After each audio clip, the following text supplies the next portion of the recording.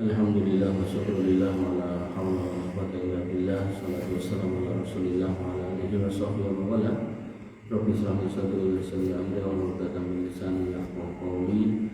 Amma ba'du, Bapak Ibu yang dirahmati Allah, alhamdulillah kita bisa duduk lagi bermajelis ilmu, dan malam hari ini saya bawakan tema tanda-tanda iman yang baik atau sempurna.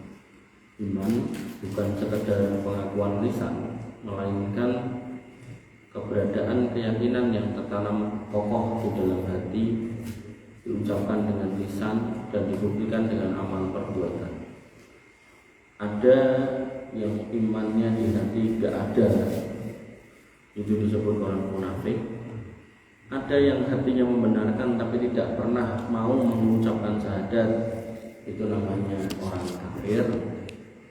Contohnya Abu Thalib. Abu Thalib itu percaya sama ponakannya tapi tidak pernah bersyahadat. Dan ada orang yang kemudian punya iman di dalam hati, mengucapkan syahadat, menjadi muslim kayak kita, tapi dino-dino bermaksiat, maka itu imannya melemah. Sehingga iman itu bertingkat-tingkat, ada yang kuat, ada yang lemah, ada yang sempurna, dan ada yang kurang. Maka Bapak Allah Subhanahu wa taala, kita perlu untuk mengidentifikasi tanda-tanda iman yang baik itu seperti apa. Yang pertama, Al-Anfal ayat 2, Allah berfirman, innamal mu'minuna alladzina idza dzukirallahu wajilat qulubuhum wa idza tuliyat 'alaihim ayatuhu zadatuhum imana wa 'ala rabbihim yatawakkalun. Orang-orang yang beriman itu sesungguhnya adalah mereka yang kalau disebut nama Allah hatinya gemetar. Allahu Akbar, Allahu Akbar. Mau foto kayak adzan ya. Nah, kalau udah kayak gitu berarti pertanyaan, iman kita itu kemana atau seperti apa? Atau malah boten mireng.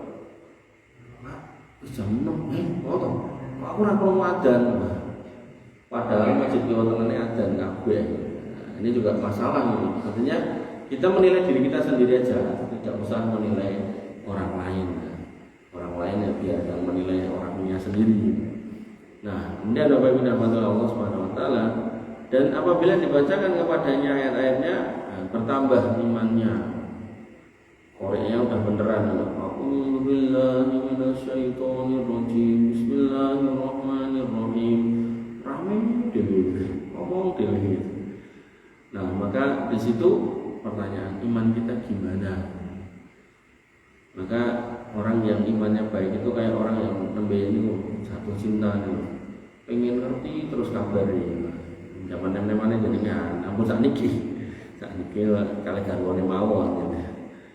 Nah, kemudian bertambahlah imannya, iman mereka karenanya dan hanya kepada Rabb mereka bertawakal. Nah, seperti biasa kalau ada ayat saya coba jelaskan dengan tafsir biar tidak salah.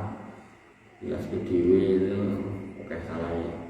Ibnu Katsir itu mengatakan hadhil ayah wasofatil mu'minina haqqan bisalasi sifatin.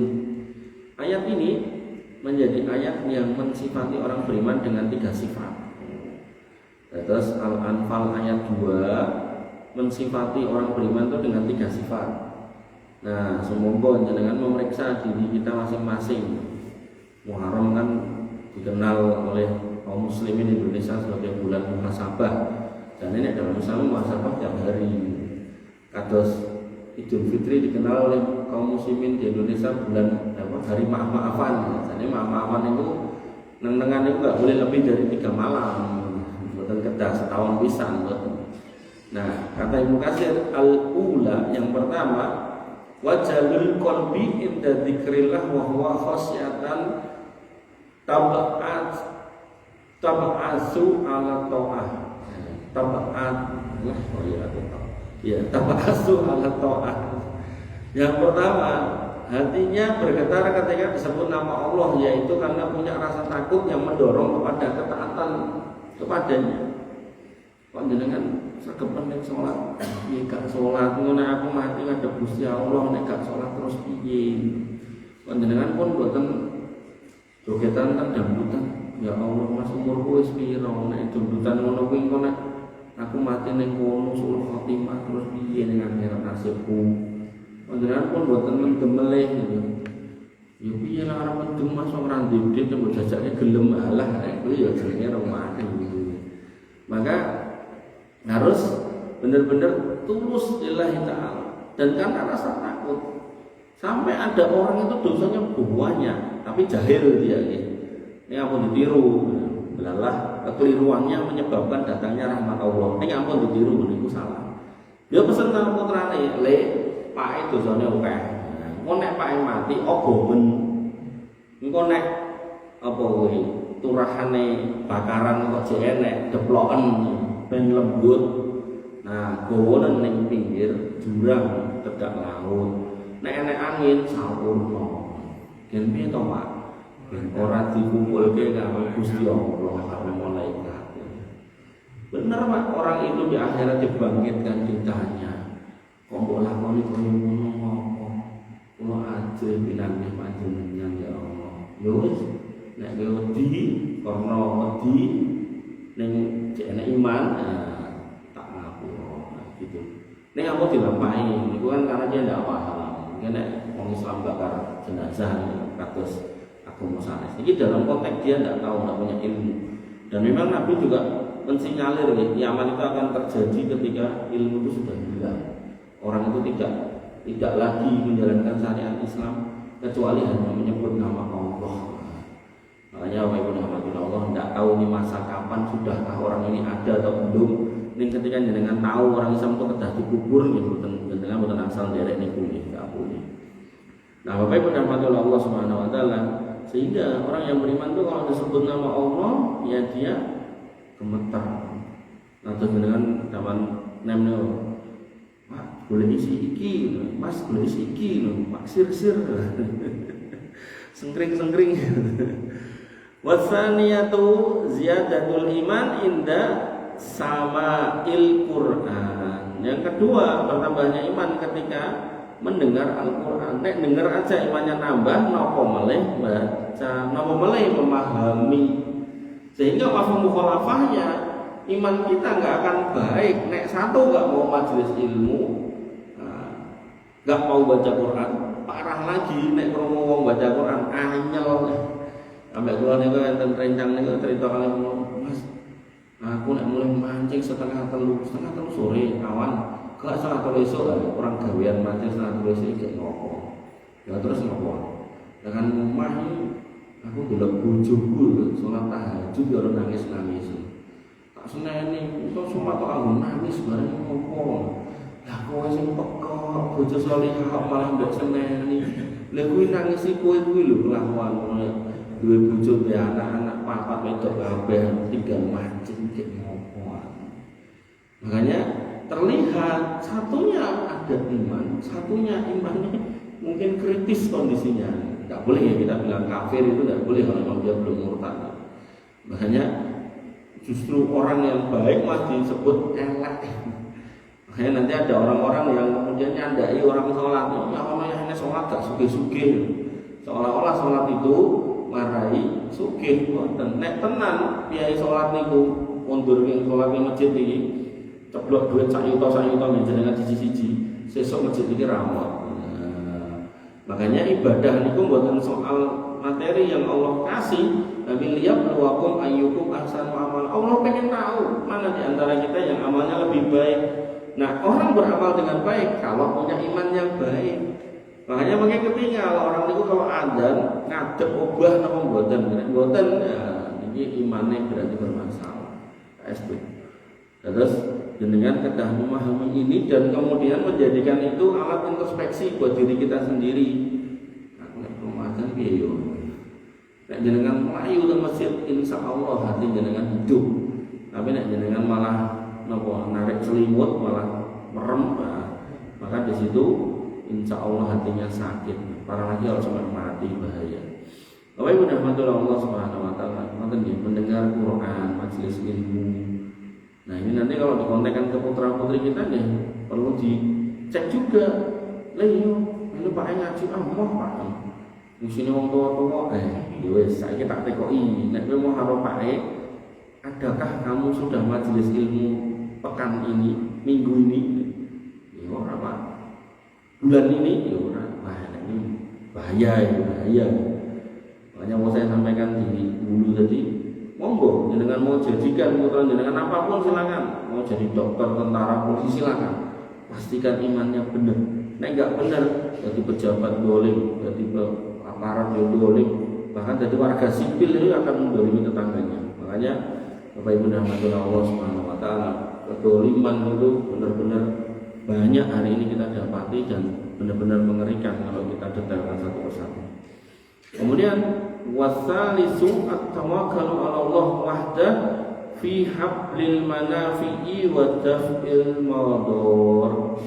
Yang ketiga, bertawakal hanya kepada Allah semata dalam mendatangkan manfaat dan menolak bahaya. Niki kadang itu berat kalau mulai ningali kahanan sak niki. Rego muda ngoten niku lho.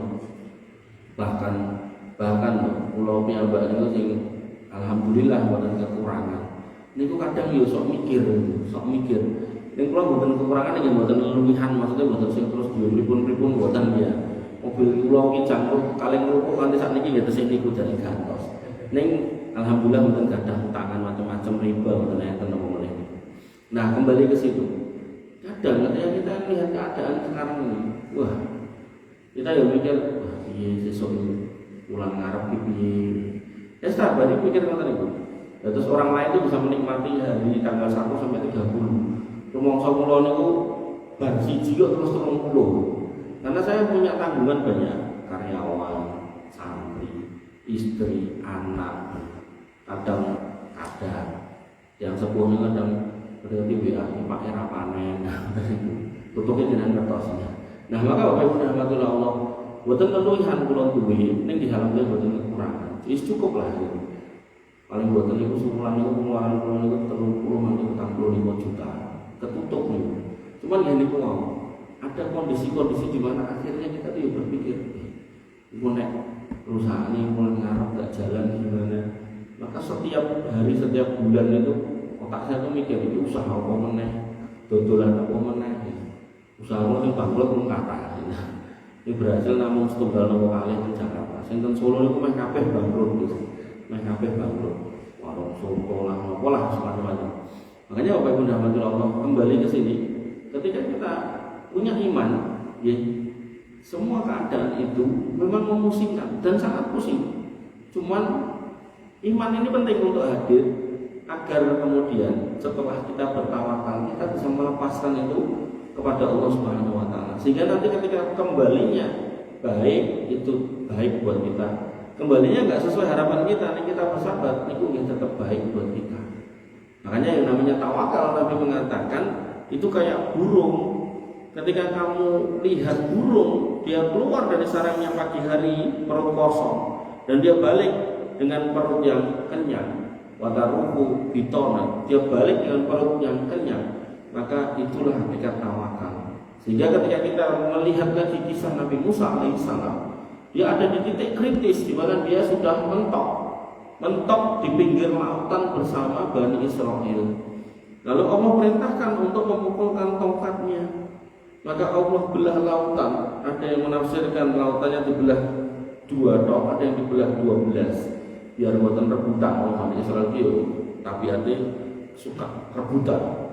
Nah maka pembelahan lautan bukan karena tongkatnya Musa, bukan karena saktinya tongkat, bukan karena izin Allah.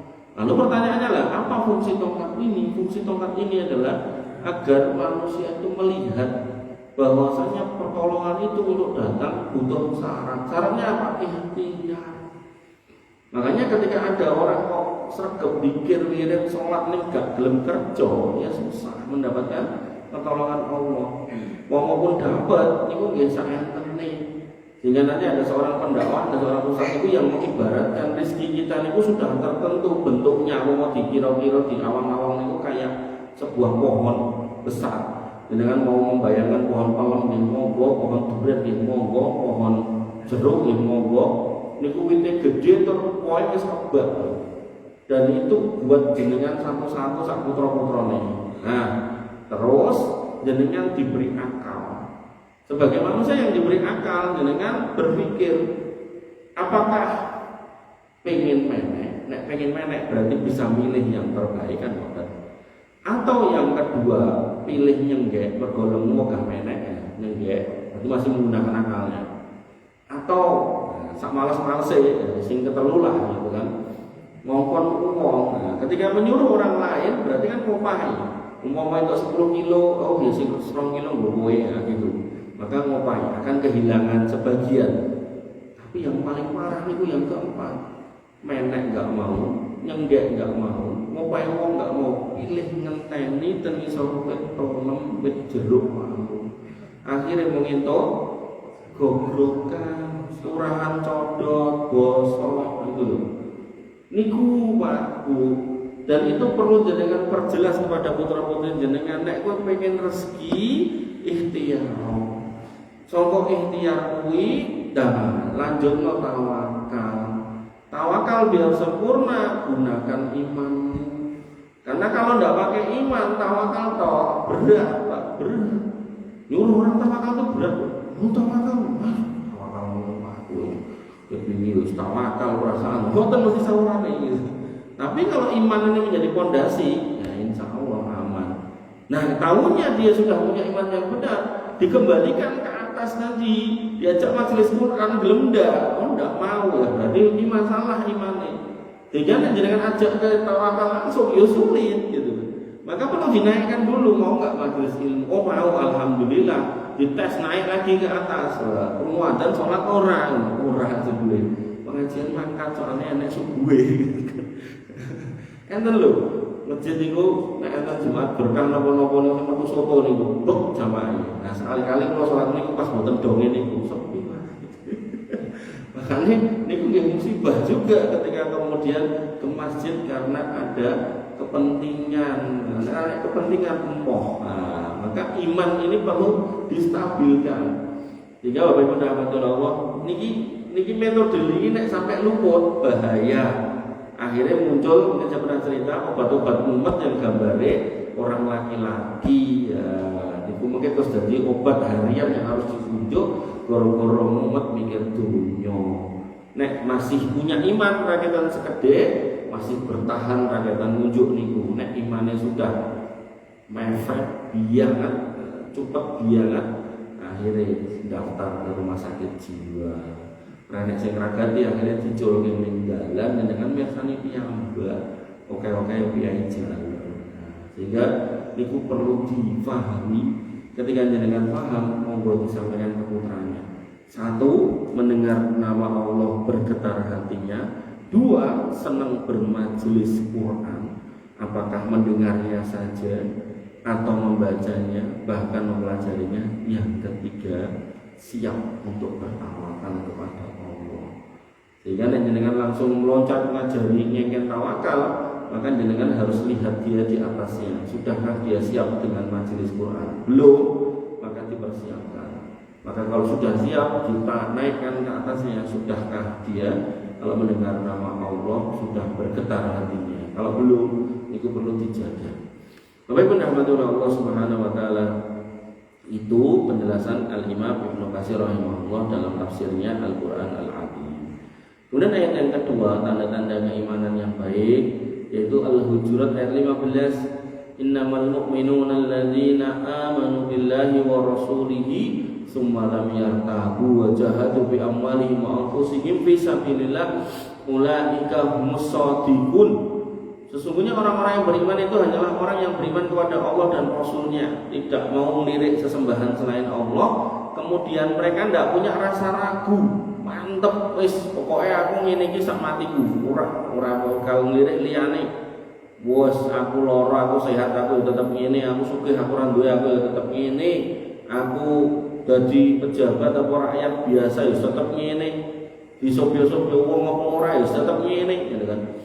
Dan ini ciri keimanan yang kuat, yang benar, dan mereka berjihad dengan harta dan jiwa mereka di jalan Allah. Mereka itulah orang-orang yang benar berjihad. Ya, ada banyak ya. Saya sampai kumpulkan dalam fikih jihad itu tidak cuma berperang, Nabi SAW mengatakan bahwasanya yang namanya agama tiangnya itu adalah sholat, amuduhu as-sholah, wadir wa sanamihi al-jihad, dan atapnya itu adalah jihad.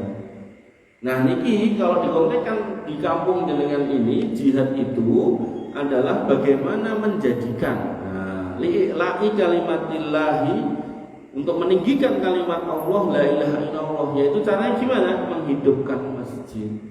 Maka jihad yang dimaksud dalam konteks kampung jenengan ini bukan berperang angkat senjata, tapi bagaimana menjaga masjid jenengan ini tetap makmur.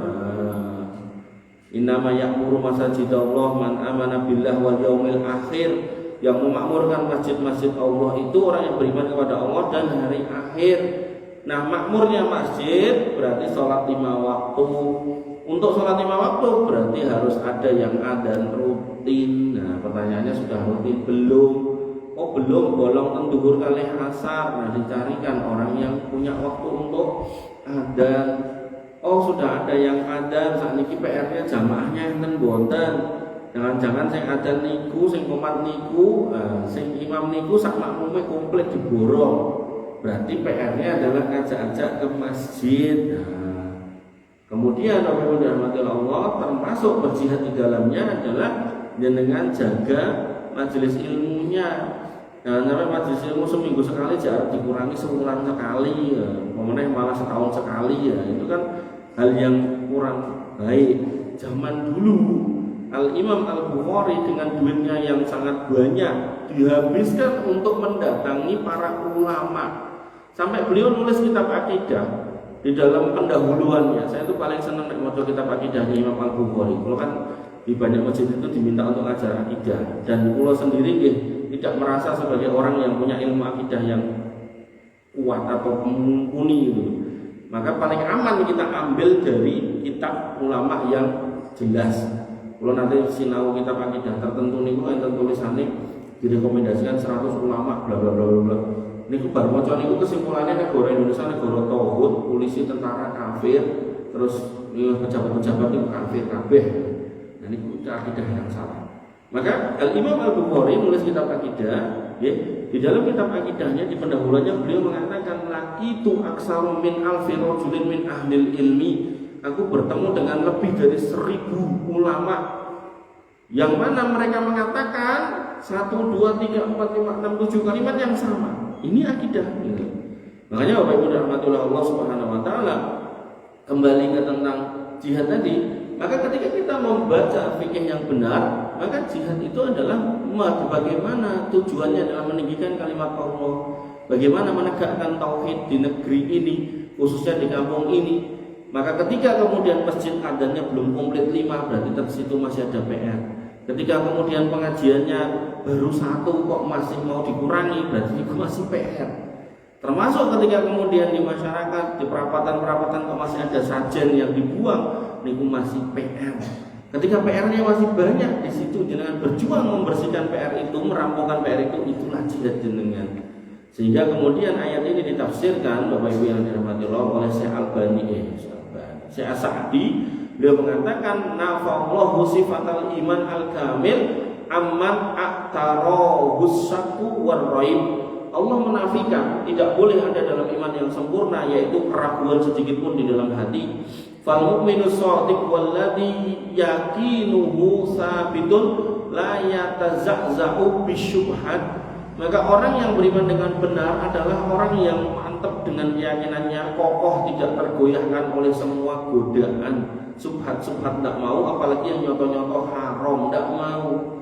Makanya orang yang imannya benar itu tidak mau korupsi, Pak, tidak mau. Makanya kalau ada tokoh agama jadi pejabat terus korupsi, itu imannya masalah.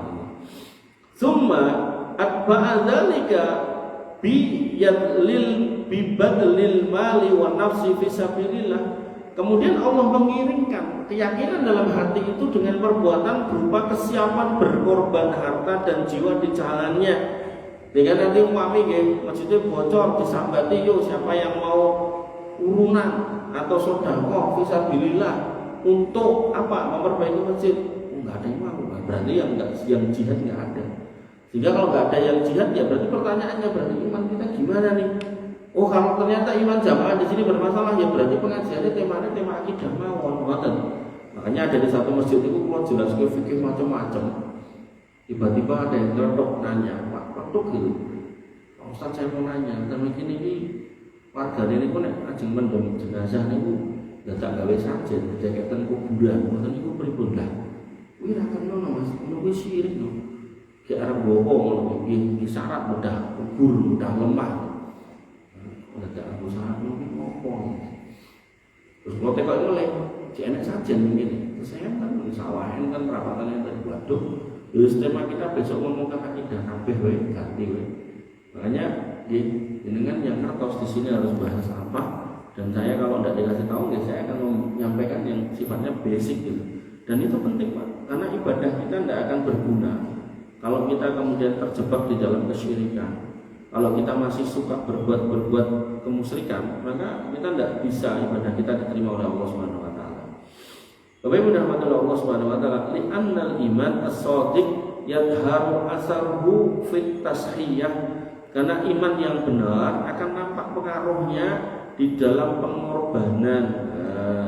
Kurban misal, nek memang mampunya besar, kenapa harus kecil? Oh, tapi nek memang tidak mampu yang besar, benar-benar tidak punya duit, mau korban yang kecil kalau memenuhi syarat monggo. Maka iman akan beriringan dengan takwa.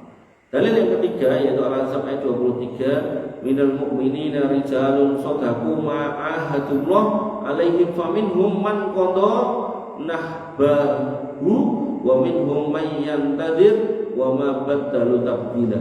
Di antara orang-orang yang beriman itu ada orang yang menepati apa yang telah mereka janjikan kepada Allah, maka di antara mereka ada yang gugur, dan di antara mereka pula ada yang menunggu-nunggu dan mereka tidak mengubah janjinya. Nah, apa ini maksudnya? Al-Imam At-Tabari mengatakan dalam tafsirnya, hadhil ayah sana'un minallah ala sahabatil ladzi shadaqu fi ahdihim ma'allah. Ayat ini merupakan pujian Allah kepada para sahabat yang menepati janji mereka dengan Allah. Waminhum manis tushhida fi sabilillah wa minhum man la yazalu yantadhiru dzalika wa huwa thabitun ala ahdi. Di antara mereka sebagian sahabat itu ada yang wafat syahid di jalan Allah dalam jihad, dan ada di antara mereka yang masih menantikan sementara ia tetap teguh di atas janjinya, istiqomah sampai wafat. Makanya Bapak Ibu rahmatullah Allah Subhanahu wa taala, sahabat itu umurnya panjang-panjang karena tadi dia beribadah terus dan dia tidak peduli apa yang terjadi dengan dunia. Dia tidak rebutan jabatan, tidak ada. Fa alamatu sidqil iman hiya as-sabatu 'alal ahdi wa 'adamu tabdilihi mahman kanatiz dzuruf. Maka tanda kebenaran iman adalah keteguhan di atas janji dan tidak mengubah apapun keadaannya. Artinya ketika kita sudah berikrar kita sebagai muslim dan kita wajib sholat, maka kita akan sholat sampai mati. Sehingga dalam ayat yang lain Allah mengatakan wa'bud rabbaka hatta ya'tiyakal yakin. Beribadahlah kepada Allah sampai datang keyakinan, kematian. Bapak Ibu rahmatullah Allah Subhanahu wa taala, akhirnya iman yang baik melahirkan rasa cinta kepada sesama.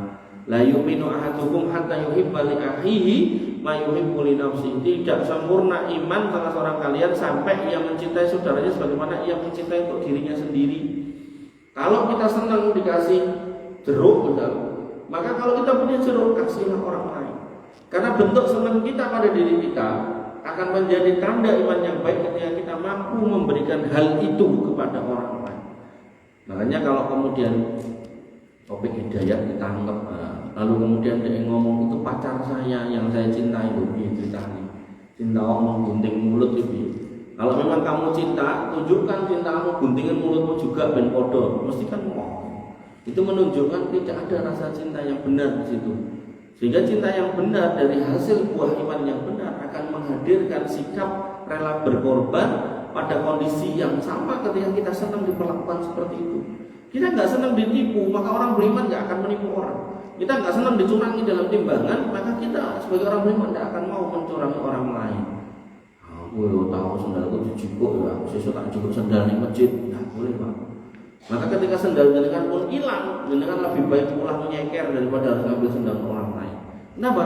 Iman tadi yang membawa. Makanya Bapak Ibu rahmatullah Allah Subhanahu wa taala, Imam An-Nawawi dalam syarahnya mengatakan, "Adzal hadisu aslun 'azimun fi kamalil iman alladhi yata'allaqu bi huquqil ukhuwah. Hadis ini menjadi pokok, menjadi landasan dasar tentang ciri kesempurnaan iman yang dikaitkan dengan persaudaraan. Fal mahabbatul maqsudah hiya mahabbatul khairi lil akhil muslim kama yuhibbuhal insanu li nafsihi. Maka kecintaan yang dimaksud di dalam hadis ini adalah mencintai kebaikan untuk saudara muslim sebagaimana dia mencintai untuk dirinya sendiri. Wa hadza yashmalu khairat dunya wal akhirah faman haqada ala ahihi aw hasadahu faqad naqasa imanuh. Maka ini mencakup kebaikan dunia dan akhirat. Maksudnya jenengan nek kertos masuk sholat itu menyebabkan masuk surga, lalu jenengan punya garwo kok belum sholat atau belum rutin sholat, maka bentuk cinta kita ya kita ajak bareng-bareng, sampaikan ben kowe iso ngumpul bareng ning surga yo sholat bareng. Aku nek sholat ning masjid atau aku gelem sholat ning masjid Jaya terke Pak, ndak apa-apa biar dia senang sholat. Aku mau nek sholat ning kono aku pokeo kan dulu ada orang yang suka berjudi mabuk gitu di Jaten ini. Itu sholat itu pegah, sholatnya Jaten, sholatnya rada ado.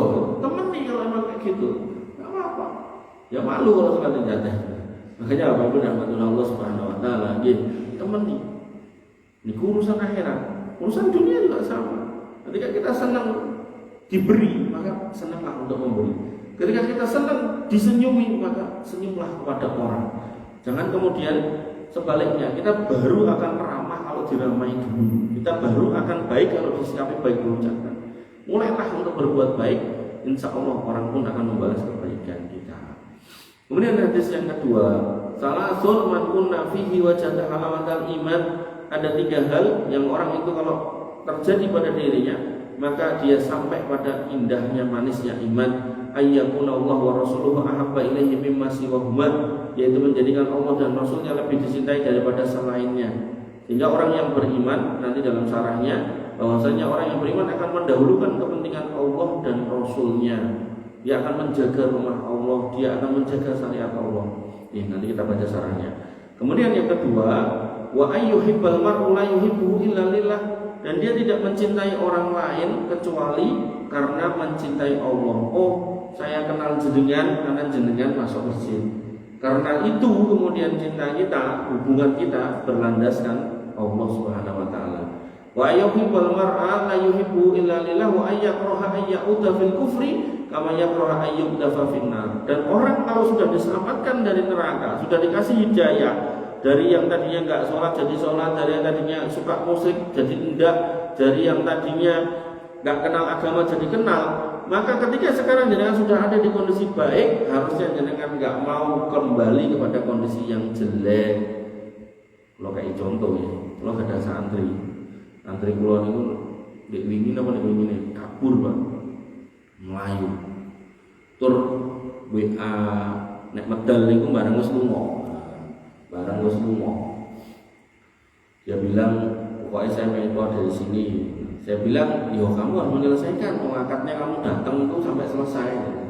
Terus dia bilang pokoknya saya harus keluar, dan dengan mau maksa saya di sini saya tidak bisa, saya sudah keluar. Maksudnya wis ngomong gitu loh. Oh iya, wis lah. Nah, kula penasaran gitu. Kok ngono iki ngopo? Bocah ini ku ciri, Pak. Kakinya niku napa dingklang, kecil dingklang. Lah nek jalan niku neko-neko ngono niku lho. Nyek ngono niku lho. Apa dadak praktek itu. Sekoten niku lah pokoke. Terus enggak bisa dia jalan. Naik motor enggak bisa, jalan pun pelan banget gitu. Kalau ada mikir ini, kayak ngopo bocah ini, nek opo gitu loh. Saya tanya sama santri saya yang lain, wah apa yang nanti minggat dulu? Saya enggak ngapa-ngapain, lantai ke orang, gitu. Ngomongnya jarang saya. Gitu. Nah kemudian sama yang lain, udah tahu Pak, enggak tahu Pak. Oh enggak tahu, wong kowe sing ngamor loh. Terus ada yang bilang, wong itu kadang itu nge-live atas nge-live online kan TikTok nih. Gak pakai baju Pak, foto, tenane ya gue, tenan Pak. Akhirnya saya cari akunnya TikTok ketemu Pak. Online jam 11, jam 10, lo tinggali, tenan Pak. Orang Lambit, bareng sama komunitas LGBT. Padahal nggak apa-apa, ini lulusan pesantren, Niku nek bar sepuh atas jam 6 kula kan ngaji ngantos omah kula kebaki speaker ngeten iki. Kula pasang tak 12 juta. Sikanda siji loro telu. Ben pripun nek ngaji ben krungu ngoten. Nah, maka niku nek ngaji suarane paling apik. Tapi kok kemudian condong ke sana. Maka ini yang tadi dikatakan, orang itu kalau imannya baik, dia tidak mau ke tempat-tempat yang nggak benar. Dia nggak akan mau berkumpul dengan komunitas-komunitas yang nggak baik. Dari situ kemudian saya jadi mikir, ngomongin wes nyantri, bahkan berbina ngaji. Tadi loh yang di depan tadi saya sampaikan tadi, itu tidak menjadi sebab datangnya hidayah. Kalau memang hidayah itu nggak datang, maka diperlukan majelis ilmu. Majelis ilmu ini yang kemudian menghantarkan pada pemahaman. Sehingga Bapak Ibu Allah Subhanahu wa taala, Ibnu Hajar Al-Asqalani menjelaskan hadis ini, hadal hadis yubayyinu anna halawatal iman la tunalu illa bi taqdimi mahabbatillah wa rasulihi ala kulli mahbubin. Nah, di sini menjelaskan bahwa manisnya iman tidak akan diraih kecuali dengan mendahulukan kecintaan kepada Allah dan Rasulnya di atas cinta kepada segala yang dicintai. Sehingga ketika kemudian jenengan paham, oh ini sunnah Rasul, ya jenengan usahakan untuk mengamalkan. Oh ini ajaran Islam, ya jenengan usahakan untuk melakukan. Walaupun mungkin sama orang dianggap aneh, tidak apa-apa. Kok saiki sholatmu ngono kuwi to? Biyen ora ngono, lha piye to? Biyen niku sholat lho, sak menit rampung, saiki rada suwi to rumangsa kuwi. Yo kan iki kan ikuti sunah Nabi ya to. Terus dia sholat wajib, masa ya cepat-cepat. Tidak apa-apa, banyak orang tidak paham, tidak apa-apa. Ketika kemudian harus bertibir jenengan, ya santai aja. Tapi perlu dijelaskan. Wal mahabbatu fillah alamatun ala sidqil iman. Mencintai karena Allah adalah tanda kebenaran iman. Enten tendang kula niku tangan, Mas, aku sudah sholat, ini bojoku tak mau sholat atau gelem. Ngoten Pak. Niku garo jenengan. Nggih. Terus bilangnya ada di tak kandang. Berarti dia aku tidak ada di bedino, masuk ngono, mana setahun tak kandang, harus gede tua, masuk tak kandang terus. Ini kembali ke ayat itu Allah mengatakan atau berfirman di dalam Al-Quran, wa'mur ahlaka bisolati wastabir alaiha. Perintahlah, suruhlah wargamu untuk sholat dan bersabarlah dalam nyuruh. Berarti kan terus-terusan, bukan untuk sedina pisan, terus-terusan. Ono anyel yo ben terus-terusan. Lah aku yo bosen nek ngono kuwi. Lah nipun wong iki kanca turu ning omah mosok ora salat. Anu Mas, jane salat Mas, nek ning kantor salat. Wong Jumat iki kudu mukenane digowo mulih dikubah. Engko Senin digowo meneh. Kadang tak lokke. Kowe iki ning kantor salat ning omah ora. Aku salat ning omah apa? Jadi kesel tak jadi to, Pak. Aku kan kesel juga Mas. Aduh, iya angel. Nah, ini urusannya ini harus bener loh Pak, ini urusan sholat. Nah, terus kalau sanjang, ini kula loh Pak, kalau sanjang Pak ini ku, ini kula loh Pak. Salah kula bukan ngajarin jenengan, ini kula sanjang, ini nek kula, nek niku bojo kula, tak kon sholat mau sesuk tak pegat gitu. Nek kula, koyo ngono Mas aku tua. Niki nek kula, soalnya niki urusan penting. Ini bukan main-main, buat urusan sing gampil lah.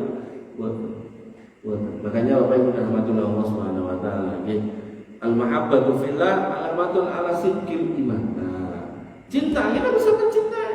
Istri kita mungkin dulu langsung saat ini gembrot, kita tetap cintai, tapi ada syaratnya, imannya masih sama. Dicirikan apa? Ijek sholat niku salah satunya.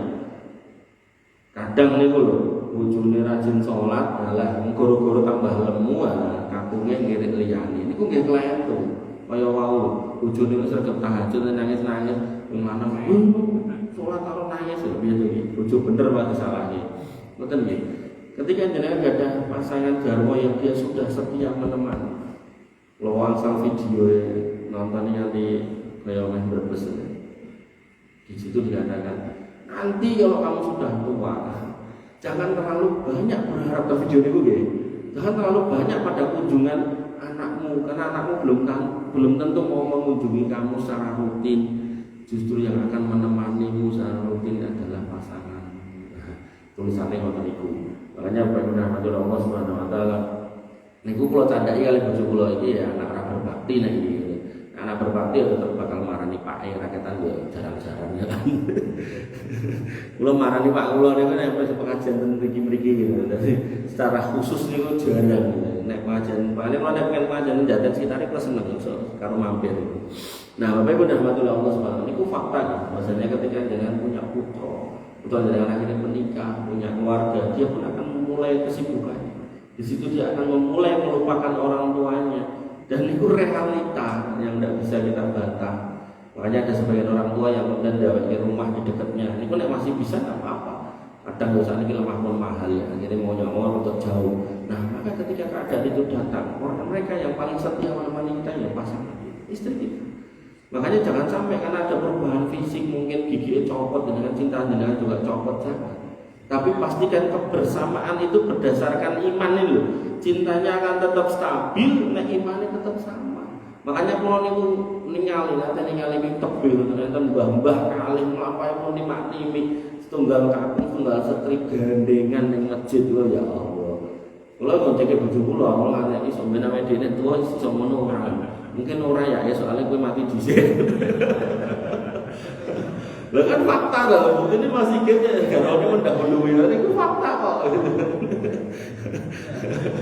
Makanya apa yang mendapat Allah, ketika masih bisa bersama di atas iman yang sama, nah itu apapun perubahannya sakitkah dengan teman. Ada ibu-ibu yang cerita sama saya, suami saya dulu orang kaya, tapi sekarang kena kok sarap kecepet, gak iso kerja, bla bla bla bla bla. Tak boleh dia nengok tuane padahal anaknya gede-gede loro. Kalau nanti ini anak jenengan yang pengen Pak itu yo. Mosok terus iki jenengan ning Solo iki gampang ning Yogyo melu mertuane padahal wis tuwa terus piye. Jadi menyerah Pak guru-guru suaminya sakit. Padahal biar suaminya ketika bekerja keras ya sinten to, juga anak bojo to. Makanya hati-hati loh jenengan. Nek pun umur ora usah main badminton, kok sarape kecepet ditinggal lunga. Nah, Bapak Ibu rahmatullah Allah, li'annaha ghaliyatun. Kalau tutup ini gini, li'annaha ghaliyatun minal a'radid dunyawiyah. Karena cinta itu ketika tulus karena Allah, maka dia akan bersih dari kepentingan dunia.